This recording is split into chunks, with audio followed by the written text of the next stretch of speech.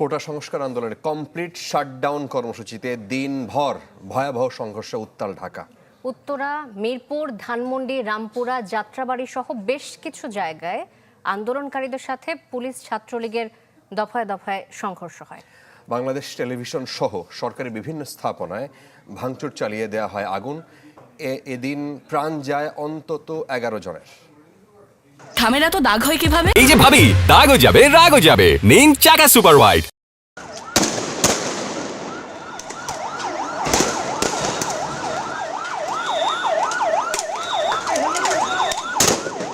রাত পেরিয়ে সকাল, সকাল পেরিয়ে দুপুর সন্ধ্যা, বারুদের গন্ধ আর মুহুর মুহুর টিয়ারশেল, জবাবে ইট পাটকেল নিক্ষেপ।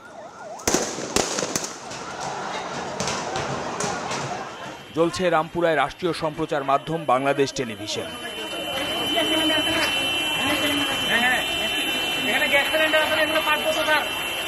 আগুন দেয়া হয় পাশের পুলিশ বক্সে। প্রগতি সরণির মেরুলবাড্ডায় সকালেই রাজপথে অবস্থান নেয় শিক্ষার্থীরা।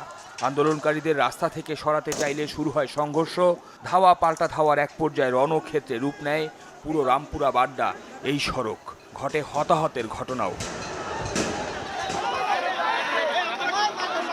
পরিস্থিতি নিয়ন্ত্রণের বাইরে চলে যাওয়ায় পাশের কানাডিয়ান ইউনিভার্সিটি অব বাংলাদেশে আশ্রয় নেয় পুলিশ সদস্যরা। বিকেল নাগাদ হেলিকপ্টারে উদ্ধার করা হয় তাদের।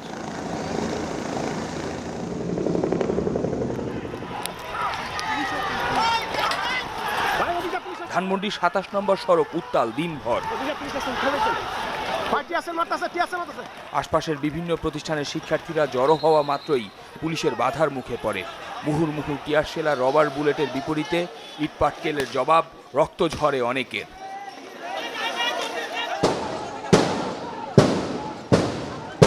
মিরপুরেও সংঘাত তিন পক্ষের মাঝে। সকাল থেকে শুরু হওয়া এই সংঘর্ষ চলে রাত পর্যন্ত। বিকেল নাগাদ মিরপুর থানায় হামলা চালানো হয়। আগুন দেয়া হয় 10 নম্বর গোল চত্বরের পুলিশ বক্সে।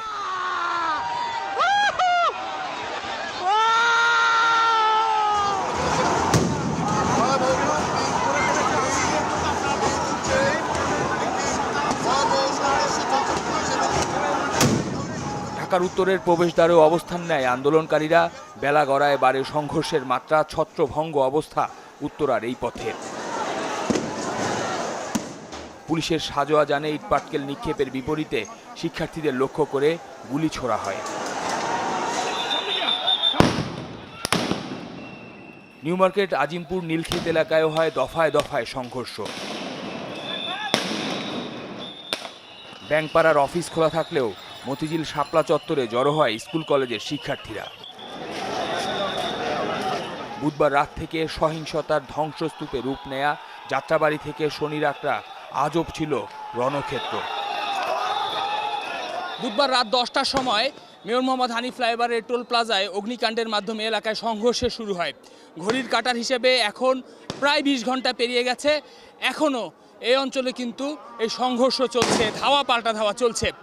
পুলিশের সাথে এক দফায় ধাওয়া পাল্টা দেওয়া হয়েছে। এখন বাংলাদেশ বর্ডার গার্ড, বাংলাদেশ বিজিবির সাথেও যারা বিক্ষোভ করছেন তাদের সংঘর্ষ চলছে। টিয়ারশেল, রাবার বুলেট নিক্ষেপ করা হচ্ছে, ইটপাটকেল নিক্ষেপ করা হচ্ছে অপর দিক থেকে। মোট কথা এই এলাকার যে রণক্ষেত্র, থমথমে পরিবেশ, তা এখনও স্পষ্ট। তবে এই পরিণতি আসলে কি হবে কিংবা সমাধান বা কী তা কিন্তু বোঝা যাচ্ছে না। শফিকুল ইসলাম সবুজ, চ্যানেল 24, যাত্রাবাড়ি, ঢাকা।